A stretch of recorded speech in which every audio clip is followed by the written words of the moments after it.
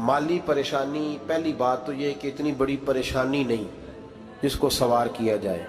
आयत पढ़ूंगा कुरान पाक की और मेरा ख्याल है कि बहुत सारी परेशानियां तो कुरान मजीद के लफ्ज़ों से दूर हो जाएंगी। सूरह हूद है, उसकी आयत नंबर 6 है, 12वें सिपारे की पहली आयत है। क्या अंदाज है और मेरे रब का कितना मन मोह लेने वाला और दिल को छू लेने वाला अंदाज है। रब करीम ने फरमाया वमा मिन दाब्बतिन फिल अर्द, फरमाया नहीं ज़मीन पर कोई भी ऐसा चलने वाला, ज़मीन पर कोई ऐसा नहीं जो चलता हो, इल्ला अलल्लाहि रिज़्कुहा, जिसका रिज़्क अल्लाह ने अपने ज़िम्मे न लिया हो। ज़मीन पे कोई चलने वाला ऐसा नहीं जिसके रिज़्क की जिम्मेदारी रब करीम की ना हो। ये जिम्मेदारी रिज़्क किसकी है? बोल के बताएं, बोल के किसकी जिम्मेदारी है जी? अल्लाह। देखिए गौर फरमाएं, यहाँ मुफस्सिरीन ने एक बात लिखी है इस आयत के तहत कि फरमाया जो ज़मीन पे चलने वाला है उसका रिज़्क अल्लाह के ज़िम्मे है। फरमाते हैं कि ये अल्लाह ने हमारी अकल के मुताबिक हमसे बात की है, वरना आसमानों में जितनी मखलूक है रिज़्क उसका भी अल्लाह के ज़िम्मे ही है। यहाँ जो फिल अर्द के लफ्ज़ है ज़मीन पे, वो हमें समझाने के लिए कि तुमने तो सिर्फ ये दुनिया देखी है ना, तो जिसको तुमने देखा है वो सब खाते अल्लाह का दिया हुआ ही है।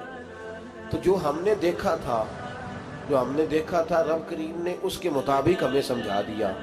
फरमाया कुछ तो तुमने देखे ही नहीं, चलो उनकी तुमसे बात नहीं करते, पर जो तुमने देखे हैं उन सब का रिज़्क किसके ज़िम्मे है?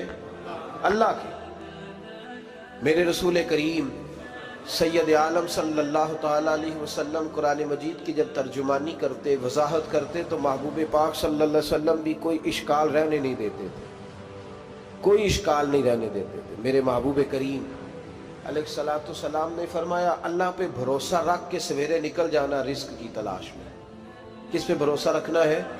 निकलना तुम्हारे जिम्मे है। ये ना कहना कि घर बैठूंगा तो यही आएगा, निकलना तुम्हारी जिम्मेदारी है। जितनी जिम्मेदारी है वो पूरी करना।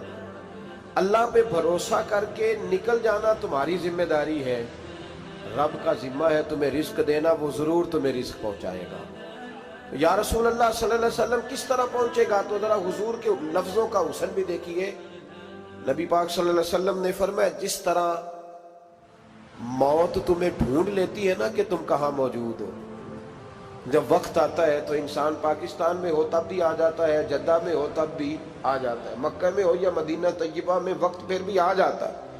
फरमाया जिस तरह मौत तुम जहां भी हो तुम तक पहुंच जाती है ना, इस तरह तुम्हारा रिज़्क भी तुम जहां मौजूद होते हो अल्लाह वहां पहुंचा देता है, पहुंचा देता है। तो या रसूल अल्लाह सल्लल्लाहु अलैहि वसल्लम किस अंदाज में? तो फरमाया निकल जाना तुम्हारी जिम्मेदारी है। फरमाया सवेरे परिंदे भी निकल जाते हैं और शाम को जब लौटते हैं तो अल्लाह उन्हें पेट भर के रोजी अता फरमाता है। हालांकि उनको नहीं पता होता हमारा कारखाना कहाँ है, हमने कहाँ जाके मजदूरी करनी है। उनको नहीं पता होता कि हमारा दफ्तर कहाँ है, हमने किस ऑफिस में बैठना है। उनको नहीं पता होता कि हमने कहाँ जाके माल खरीदना है और कहाँ से हमने फिर उसको दोबारा बेचना है। उन्हें खबर नहीं होती, अल्लाह पे भरोसा करके निकल जाते हैं। निकलना तो तेरे जिम्मे है कि नहीं? फरमाया वो तू ड्यूटी कर, शाम को अल्लाह जो रब परिंदों को रोजी देता है वो तुझे भी अता फरमाएगा। मैं कहता हूँ सोच कितनी कमजोर है उस आदमी की जो कहता है कैसे मिलेगा। कितनी कमजोर सोच है। जो रब बैल को रोजी देता है, बकरी को रोजी देता है, इस जमीन इस धरती पे अगर बसने वाला ऊंट भूखा नहीं सोता, चले ये तो पालतू जानवर होते हैं, इस धरती पर बसने वाली अगर बिल्ली और कुत्ता रोटी खा के सोते हैं तो तू तो अशरफुल मखलूकात है। तूने अपने ज़हन में क्या टेंशन पाल लिया है कि नहीं आएगा तो मर जाऊंगा, क्या बनेगा, किस तरह होगा? तू क्यों इतना परेशान हो गया? भाई माली परेशानी सबसे ज्यादा उस बंदे ने ओढ़ ली है जिसकी तवक्कुल की बात कमजोर हो गई है। तू सीधी तवज्जो अपने रब करीम की जानिब रख, सीधी तवज्जो अल्लाह की जानिब कर। रब फरमाते हैं जिम्मा तेरा नहीं, जिम्मा मेरा है। लेकिन ना तनख्वाह एक आती है घर में, जब एक बच्चा होता है तो तब भी काम चलता है, जब अल्लाह 2 बच्चे दे दे फिर भी उस तनख्वाह से काम चलता है, जब 3 हो जाए फिर भी चलता है, जब 4 हो जाए नहीं। आप ना भी बोले तो बात तो सही है, बहरहाल काम फिर भी چلے اسی تنخواہ میں سے جب بندہ بڑے بیٹے کی شادی کر کے بہو بیاہ کے لے آئے تو پھر بھی کام چلتا ہے، اور جب اس بیٹے کو اللہ بچے عطا کر دے تو اسی گھر میں، اسی آنگن میں، اسی چھت کے نیچے کام چلتا ہے۔ تو پھر تو مان جانا کہ چلانے والا تو نہیں، چلانے والا کوئی اور ہے۔ پھر تو مان جا کے چلانے والا کوئی تو اس وقت جب تنخواہ تیری لگی تھی تو کہتا تھا ابا ابھی میری شادی نہ کر، میں بیوی کو کیسے کھلاؤں گا؟ تو وہی شخص ہے جس کی چھت کے نیچے پھر 1.5 درجن پوتے بھی پل رہے اور گزارا ان کا بھی ہو رہا ہے۔ تو رزق کا ذمہ کس کا ہے؟ اللہ کا ذمہ۔ اب ہمیں پتہ ہے پہلی بات تو پریشانی اس لیے اتار دینی چاہیے کہ ذمہ ہمارا ہے ہی نہیں۔ اب دوسری بات یہ کہ ذمہ داری کس کی ہے؟ اللہ حکیم بھی ہے اور علیم بھی ہے، حکیم بھی ہے اور جانتا بھی ہے اور اسے پتہ بھی ہے کہ دینا کس طرح ہے۔ اب ہم پتہ کیا کہتے ہیں؟ کہتے ہیں وہ جو بندہ پجاروں میں بیٹھا ہے وہاں اسے نہیں بیٹھنا چاہیے تھا، اور میرا حق تھا۔ تجھے زیادہ پتہ ہے کہ اللہ کو؟ بول کے بتانا کس کو پتہ زیادہ ہے؟ کیوں جی؟ تو آپ اصل ٹینشن پتہ کب لگتی ہے؟ جب بندے کہتے ہیں نہیں وہ پجاروں میری تھی، میرا حق تھا۔ وہ جب گزرتی ہے نا پاس سے مہران کے تو مہران والا ٹینشن بڑی لیتا ہے، حالانکہ اللہ کو زیادہ پتہ ہے کہ وہ حق۔ ایک بات اپنے ذہن میں یاد رکھ لیں، رٹ لیں کہ جو میرے لیے بہتر تھا میرے رب نے مجھے دے دیا، اور بات ختم ہو گئی۔ بس وصل اچھا ہے نا فراق اچھا ہے، یار جس حال میں رکھے وہی حال اچھا ہے۔ بس جو میرے حق میں بہتر تھا میرے رب نے مجھے، مسئلہ یہ ہے کہ تو اس پہ راضی ہونے کو تیار نہیں۔ حضرت علی کرم اللہ تعالیٰ وجہ الکریم نے میرے نبی پاک کی ایک حدیث بیان کی ہے، اور جناب علی جب یہ حدیث بیان کیا کرتے تھے تو حضرت مجاہد فرماتے ہیں یوں لگتا تھا کہ جیسے حضرت علی ہمیں ہر پریشانی سے نکال رہے ہیں۔ مولا علی شیر خدا رضی اللہ تعالیٰ عنہ فرماتے ہیں کہ مجھے میرے نبی پاک صلی اللہ علیہ وسلم نے ایک طریقہ دیا تھا ٹینشن فری ہونے کا۔ آپ فرماتے ہیں مجھے تو بڑا راس آیا ہے، تم بھی اگر کر لو گے تو تمہیں بھی فائدہ دے گا۔ کہا وہ کیا؟ حضرت علی کہنے لگے محبوب علیہ السلام نے فرمایا تھا لوگوں تم اللہ کے دیے ہوئے تھوڑے رزق پہ راضی ہو جاؤ، وہ تمہاری تھوڑی عبادت سے تم سے راضی ہو جایا کرو گا۔ بس تم 2 نفل بھی پڑھو گے تو اللہ راضی ہو جائے گا، تم 1 رکوع بھی سویرے اٹھ کے پڑھو گے تو وہ راضی ہو جائے گا، وہ تمہارے 313 درود شریف سے راضی ہو جائے گا، تم اس کے دیے ہوئے تھوڑے رزق سے راضی ہو جاؤ۔ ٹینشن اس لیے ہوتی ہے کہ ہم راضی نہیں جو اس نے ہمیں دیا ہے۔ وہ حل میں مزید کی جو دوڑ ہے نا، حل میں مزید کی، بے قدرہ کچھ قدر نہ جاتی، کیتی خوب تسلی ہو، دنیا دار پجاری زردے، کتیاں دے گل ٹلی ہو، بک بک روشن اکھیاں تکیو ویک حویلی کلی ہو، تے کوچ نصیر اساں جد کیتی پہ جانی تھر تھلی ہو۔ تو یاد رکھیں یہ جو ہے نا مصیبت کے مال آ کیوں نہیں رہا، وہ سامنے والا پلاٹ میرے گھر کے سامنے ہے گھر کے سامنے، پر رجسٹری میرے نام کیوں نہیں؟ یہ مصیبت سانس نہیں لینے دیتی۔ موٹر سائیکل کھڑی کرتا ہے نا جب آ کے دکان سے روٹی کھانے آتا ہے، دفتر سے گھر آتا ہے، کاروبار سے آتا ہے، تو جہاں موٹر سائیکل کھڑی کرتا ہے وہ ٹینشن بڑی ہے کہ کبھی میری ہو جائے نا یہ والی جگہ تو میں یہاں بھی بورڈ لگاؤں اپنے نام۔ اس نے مالی پریشانی پیدا کی۔ تو جس حال میں ہے، چونکہ تو نے اپنا یہ حال خود نہیں بنایا، جس نے بنایا ہے وہ بڑا بہتر جانتا تھا کہ تو اسی حال میں اسے اچھا لگتا ہے۔ تو اسے اسی حال میں، ایک بزرگ تھے تو ان کی طبیعت بڑی علیل ہو گئی، بیمار ہو گئے، تو اللہ نے آزمائش دی تو کیڑے پڑ گئے وجود میں۔ ایک کیڑا یہاں سے کھا رہا تھا، اللہ والے بڑے راضی رہتے ہیں اس کی رضا پہ، تو کیڑا یہاں کھا رہا تھا تو نیچے گر گیا، تو بابا جی نے اٹھا کے پھر وہاں رکھ لیا، کہنے لگے جب اس نے تیری ڈیوٹی مجھے کھانے کی لگائی ہے تو میں اس بات پہ راضی ہوں تو نیچے کیوں گرتا ہے؟ بس ٹھیک ہے کھا، جب اس نے تجھے ڈیوٹی جو تیری لگائی۔ سالبہ بن عبد الرحمن ایک صحابی تھے، سالبہ غالباً نبی پاک صلی اللہ علیہ وسلم کی خدمت میں آئے، کہنے لگے یا رسول اللہ صلی اللہ علیہ وسلم غربت بڑی ہے، میرے لیے دعا کریں اللہ زیادہ مال دے۔ تو محبوب صلی اللہ علیہ وسلم نے فرمایا تو جس حال میں اچھا ہے وہ تیرے لیے بہتر ہے، جس میں تو ہے وہی حال تیرے لیے مشکل ہے نا یہ جواب سننا۔ کہتے پیر صاحب فلاں جگہ سے تویز آیا، وہاں تو وارے نے آرے ہو گئے، تو آپ کے ہاں؟ تو میں کہتا ہوں یہ تویز دینے والا اگر تویز دے کے امیر بناتا ہے تو پہلے خود کیوں نہیں بنتا؟ یہ خود تو 150 کا تویز بیچ رہا ہے، اپنی بیچارے کی حالت یہ ہے. اگر اتنا ہی تویز اس کا چلتا ہوتا تو پہلے 5 ٹیوب پجارو اس کے دروازے پہ کھڑی ہوتی. عجیب چکر ہے اور عجیب جگہ لوگ الجھ گئے، سمجھتے ہی نہیں بات کو. یا رسول اللہ صلی اللہ علیہ وسلم دعا کر دے تو محبوب نے کیا فرمایا؟ فرمایا تو جس حال میں ہے نا وہ حال تیرے لیے بہتر ہے، اسی میں رہ. کہ نہیں حضور دعا کرے. فرمایا سال بعد تو باز آ جا. حضور دعا کرے. فرمایا تو باز آ جا. 2-3 دفعہ کا ضد کی. محبوب نے فرمایا جا پھر اللہ تجھے زیادہ پیسے دے گا.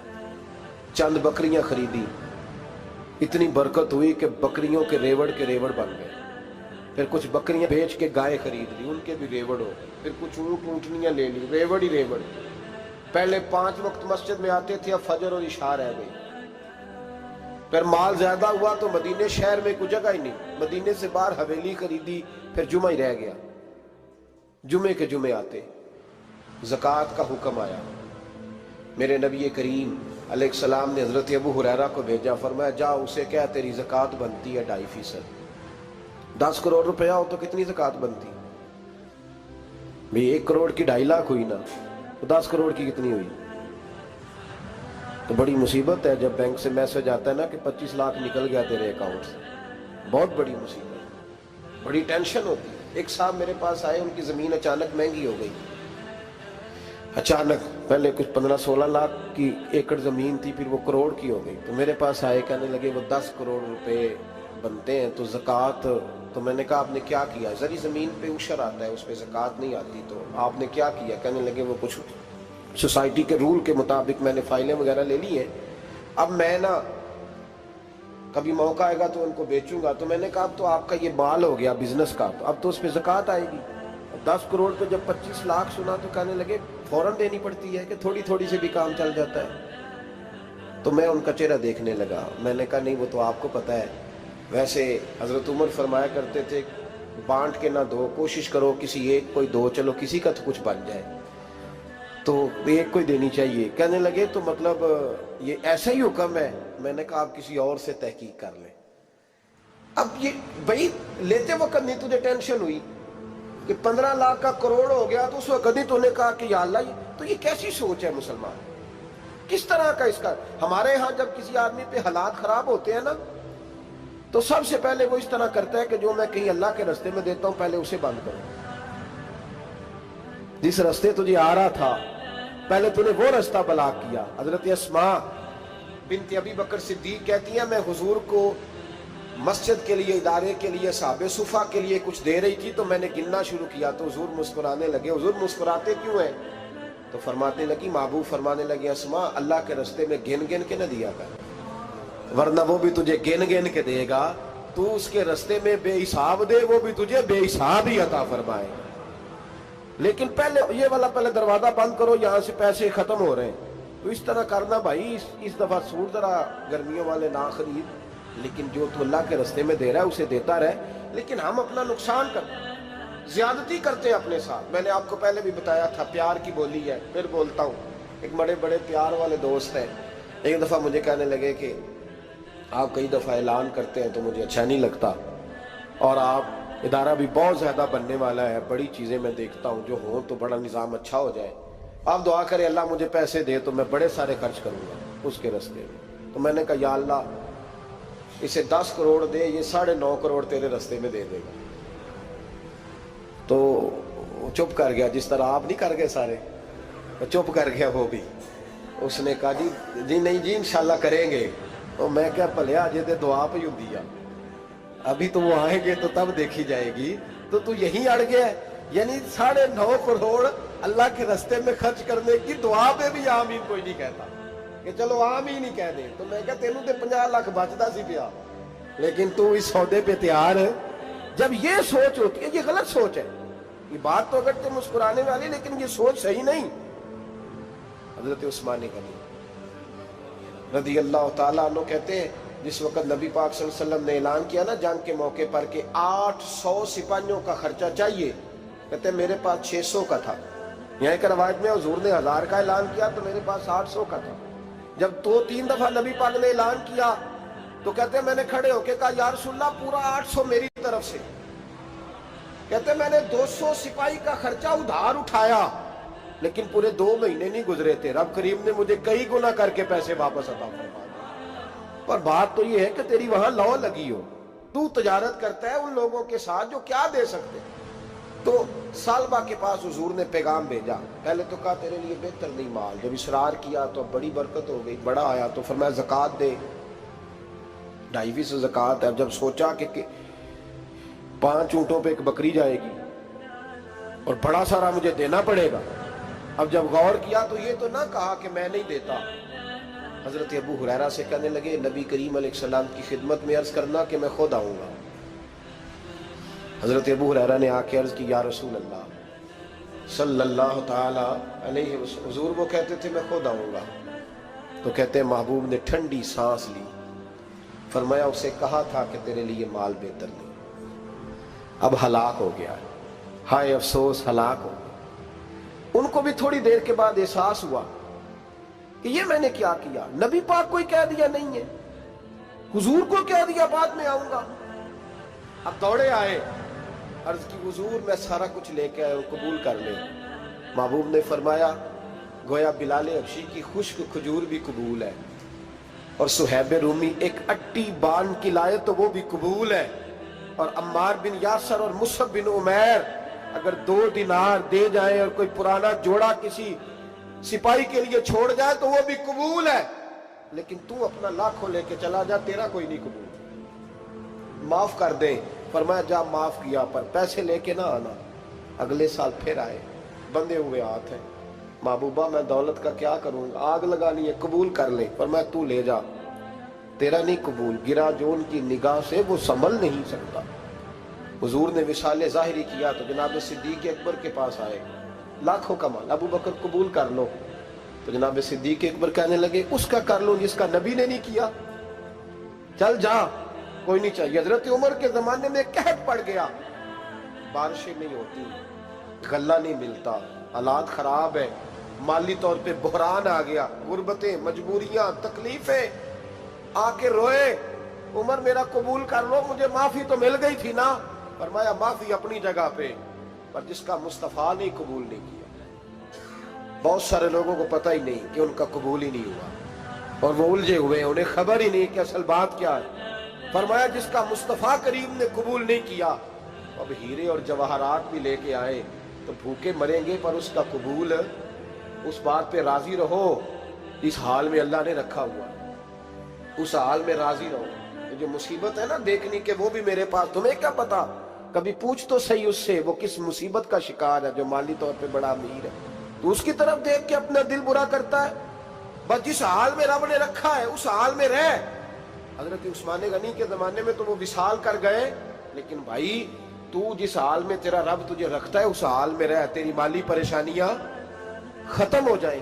میں نے پہلے بھی شاید آپ کو ایک دفعہ کہا تھا، میں تعلیم سے فارغ ہوا تو میرے ایک استاد اور میرے کچھ دوست کہنے لگے افریقہ آ جائیں آپ، وہ ایک بہت بڑا ادارہ ہے، اس کو چلائیں، اس کو سنبھالیں۔ میری والدہ سے میں نے کہا، کچھ طبیعت ہوتی ہے نا انسان کی، میرا بھی دل لگ گیا۔ میری اماں پڑھی نہیں تھی لیکن اللہ نے دانائی بڑی عطا فرمائی تھی، حکمت بڑی تھی، سیانی بڑی تھی۔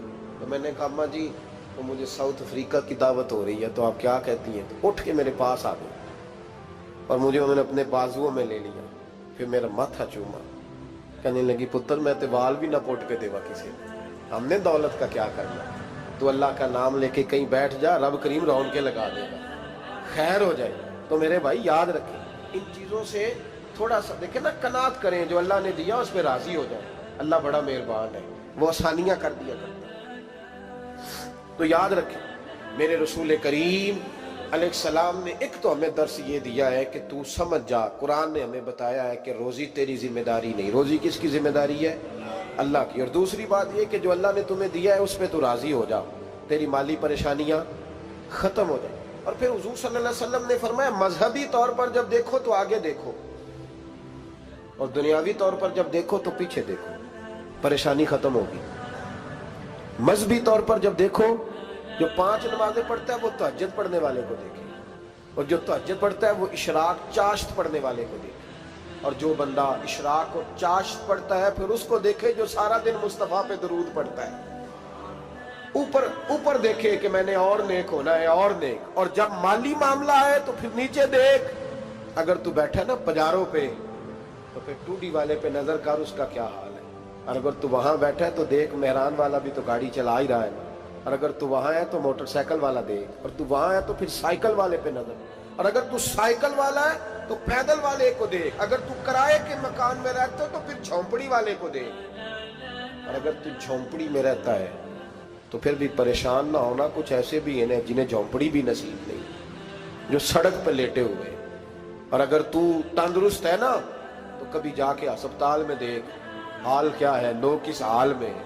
तो हम शुक्र नहीं अदा करते, उसका नुकसान क्या होता है, नेमतें चली जाती हैं। अल्लाह फरमाते लाइन शकर तुम लाज़ीदन्नकुम, तो शुक्र अदा कर, मैं नेमतों में इजाफा कर दूंगा। तो भाई माली परेशानी का तीसरा सबब यह है कि हम देखते हैं माली तौर पर ऊपर, तो फिर हमें तबीयत बिगड़ती है। और फिर माली परेशानियों के कुछ और असबाब भी हैं। इमाम शाफी फरमाते हैं जिन घरों में लोग फजर की नमाज के वक्त सोए होते हैं उन घरों में रिस्क नहीं आता। आप फरमाते हैं फजर का वक्त अल्लाह के देने का वक्त है, उस वक्त अल्लाह बांटता है। हुजूर सल्लल्लाहु अलैहि वसल्लम का फरमान है ना हदीस में कि तहज्जुद के वक्त अल्लाह पहले आसमान पे नुज़ूल इजलाल फरमाता है जो उसकी शान के लायक है तहज्जुद के वक्त, और वो कहता है मांगो मैं तुम्हें अता करूंगा। लेने की बारी आए तो बंदा समेट समाट के अंदर घुस जाए। हमारे यहाँ ये होता है कि इशा के बाद बच्चे बैठते हैं मोबाइल लेके, तहज्जुद का वक्त आता है तो उनकी आंखें बंद होनी शुरू होती, तो लेने के वक्त तो तू सोया था, तेरा मसला कैसे हल होगा भाई। जब कोई आदमी खैरात बांट रहा हो तो जो प्याला पीछे कर ले उसे मिलेगा, कहते उस वक्त आना जब मैं बांट रहा था, अब तो